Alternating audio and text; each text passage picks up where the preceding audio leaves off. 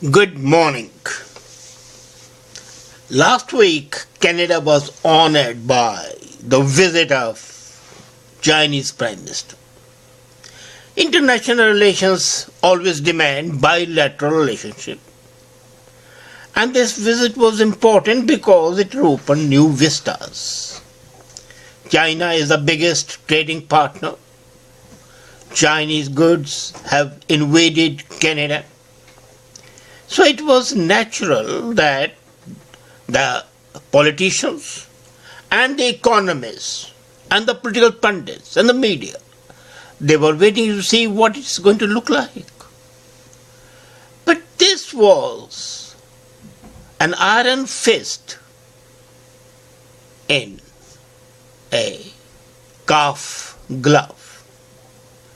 It was a hypocritical expression of piety, friendship, with very selfish motive. I do not deny that any relationship, each party wants to extract the maximum benefit.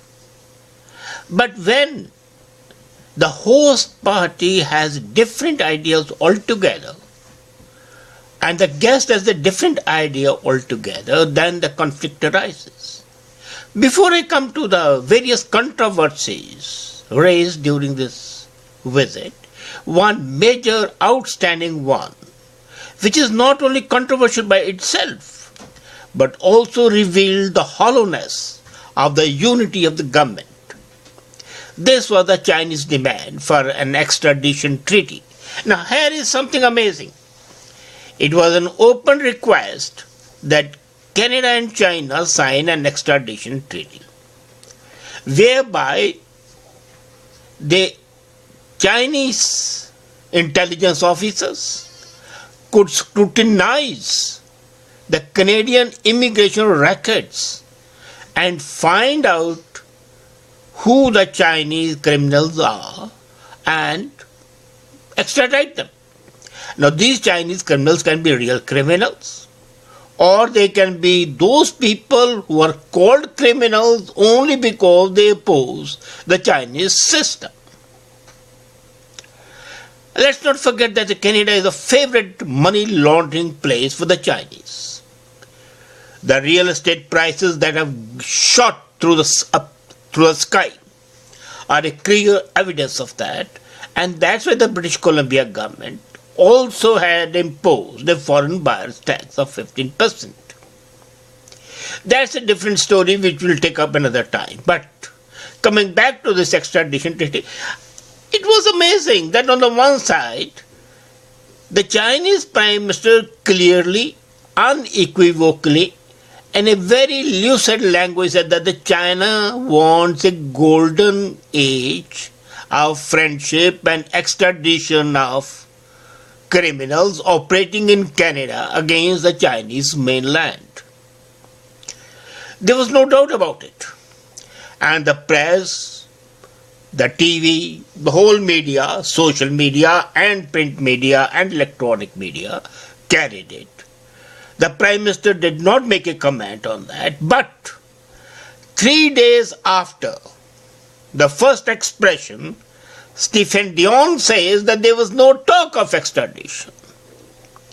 So here's this curious situation.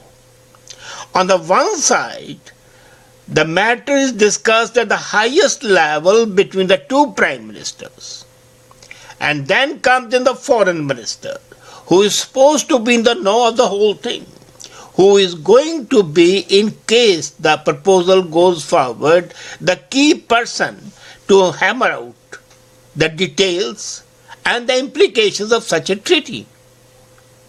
And he very clearly, without any shadow of doubt, says that there was no sign, no symptom of any such request or any such proposal. That implies that either he is being kept out of the loop, or he purposely is being created as a tool to take the barrage of criticism in case the treaty is signed or not signed. Normally, before the bilateral high-level visits take place, an advanced party goes. That party is of bureaucrats and the think tankers and the strategy makers. They go and have discussions with the host country about the issues that are likely to be discussed. The issues that are supposed to be raised by the visiting dignitary and by the host are discussed threadbare. However, the policy decisions are not taken. The recommendations are there because there is always a desire to issue a joint communique at the end of the visit showing where they have agreed. And it's always an expression of extreme friendship and everything, but the communique always refers to not to the points of differences but to the points of agreements. So naturally, when the Prime Minister of the country comes and discusses with the Prime Minister of the host country that they want to sign an extradition treaty, it's not possible. And it's neither possible nor probable that the advanced team of the Chinese did not raise this question. Such questions do not come from the blue. They are not a lightning attack. No. It's always a well thought out. And if that party had discussed the implications and the subtleties of the extradition treaty so that the host country could consider the various implications and also put forward their counter proposals or their objections so that they could be discussed by the visiting dignitaries before raising the matter at the prime ministerial level.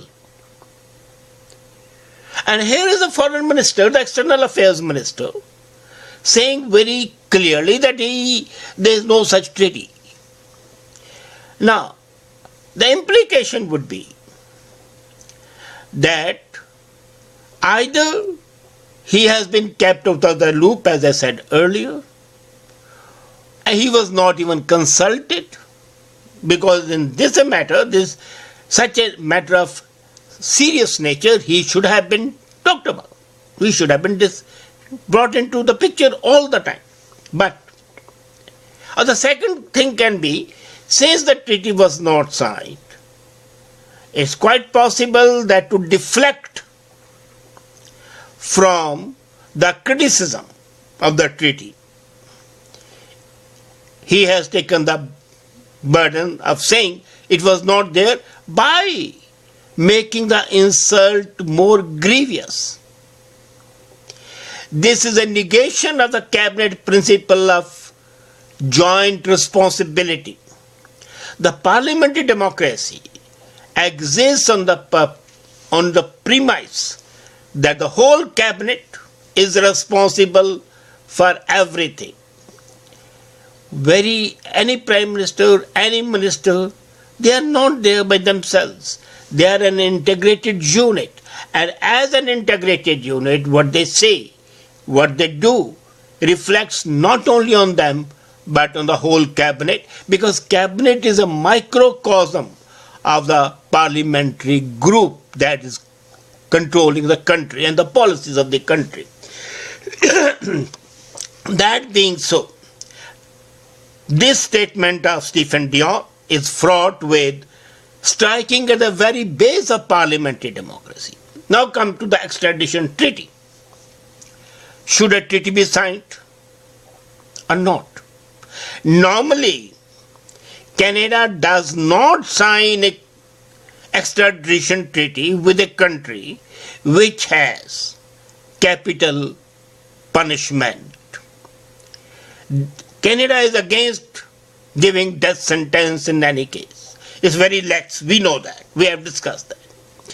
And till today, Canada has not signed an agreement of extradition treaty with any country. And even where it extradites, it ensures that in that case, the death sentence would not be there. Now in China, death sentence is as normal as sending a guy to the police lockup. More than 80,000 people were hanged last year Now, that being the case, why should the treaty have been discussed at all? This goes against the basic policy which has not been rejected ever either by the conservatives or by the liberals. I remember very well that even the worst offenders who have come here to this country have been granted asylum, and the government has refused to extradite them to those countries where there is a fear of death sentence. Not only that, even the deserters from the army, the conscious objectors, the people who didn't want to fight the war, for example in Iraq, they came to Canada from USA, and for that the punishment is not death, it's just an imprisonment. Imprisonment can range from 6 months to 3 years, 4 years, but it's not death sentence. And Canada gave them citizenship. It did not extradite them. US wanted them to be extradited. It has refused to extradite the arch swindler Lee to China. Now, China's record of hanging, of killing, is exemplary. It's the highest record ever. Coupled with that is the issue of the human rights. Canada swears by human rights. There's another thing, that they'll suppress the human rights of the native Canadians while giving them all the friendship. They forget that the original owners of this land are the native Indians. And the rulers are in fact usurpers. They are in fact the invaders, they are the colonizers. And the human rights of these original Canadians have been trampled underground all the time. But still, in a typical fit of hypocrisy, Canada always talks of human rights. And Chinese human rights are the worst in the world. Second, whenever a foreigner goes to China and there is an issue, trumped up spying charges are levied against him. I think many Canadians have suffered that lot. Even one Canadian is in jail even now. As a matter of fact, when Trudeau went there, after 3 years of being in jail, he was sent back now. And that too at the intercession of Trudeau. And that too also because it was a G20 conference and China did not want at that time this issue to crop up in the summit. So, with this absolutely horrendous human record, with this penchant for slapping up cases of spying against innocent people, and with its affection for hanging people at the slightest cause, is this country where you'll send people back?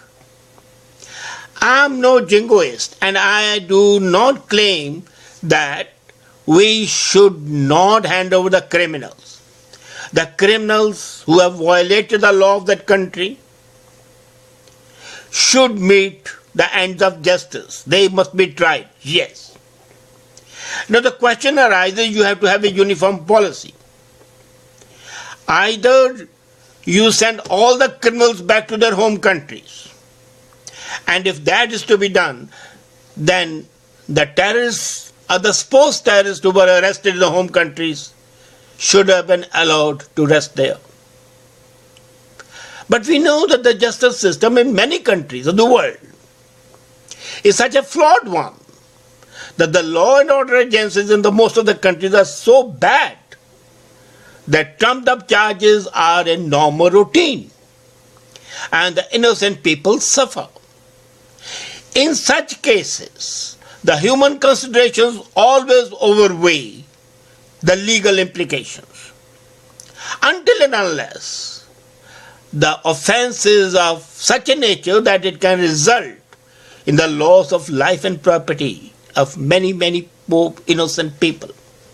But even there we have been, I think, quite lexical, quite lenient.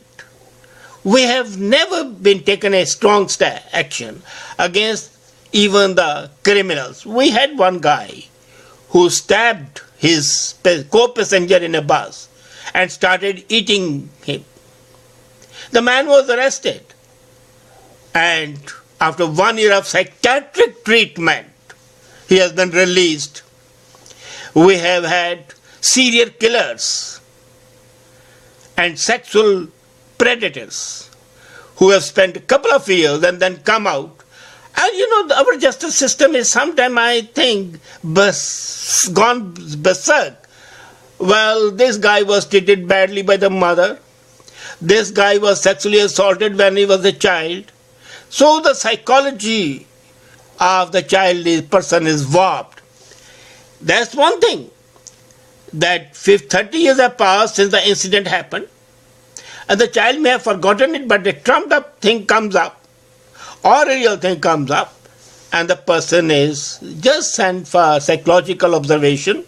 After being on observation, the doctor certifies now he's fit, but at that time he was suffering from delusion, and so he is not a criminal.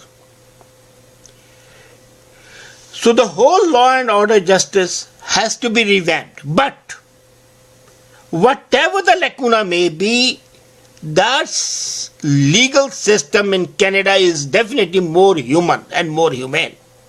As a matter of fact, it's more humane to the offender and it's humane to a fault. Now, with that justice system prevailing here, people all over the world want to take advantage of that and want to come to this country to have the benefit. China wants an extradition treaty so that the criminals who come here do not take advantage of it and they pay back in the country where they have committed a crime.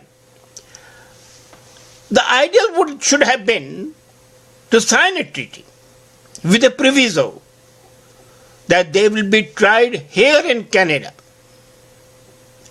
As per the Canadian legal system, by a joint court of China and Canada, and then a decision arrived at.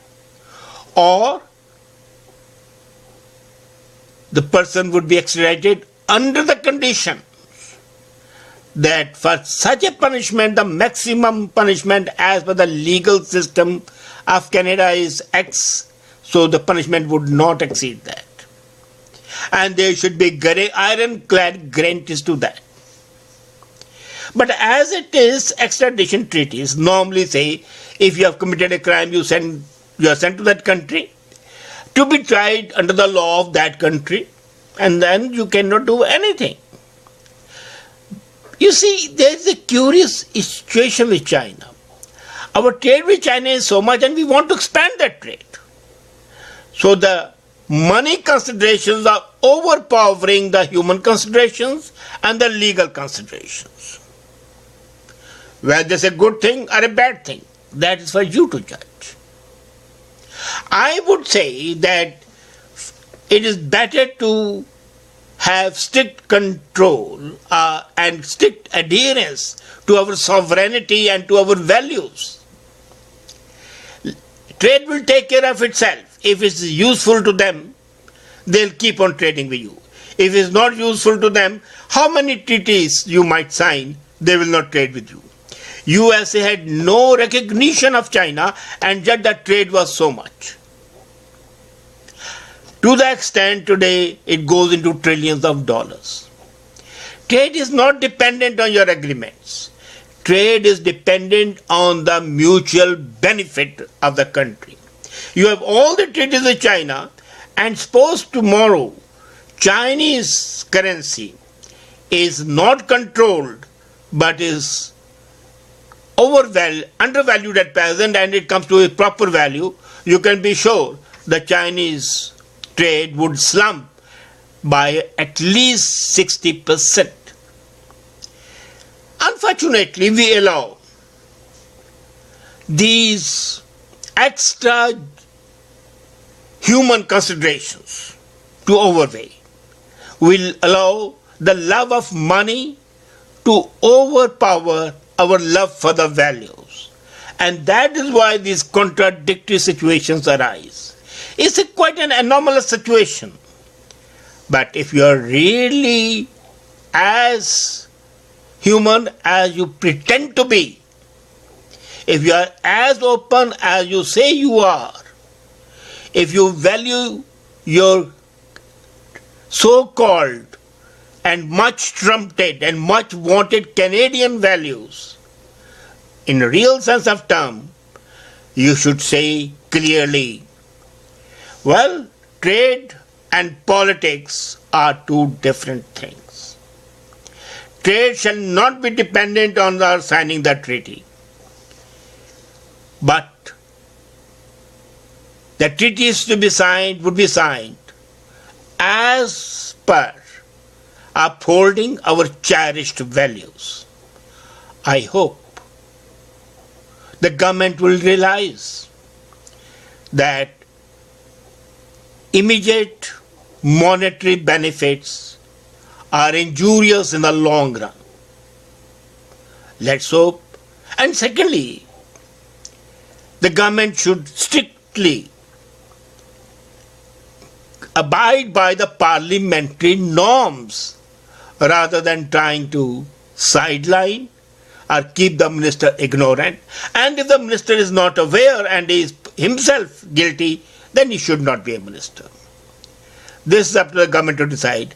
But such a ridiculous situation simply spoils the image of the country and is not acceptable. Let's hope this doesn't happen again. Thank you.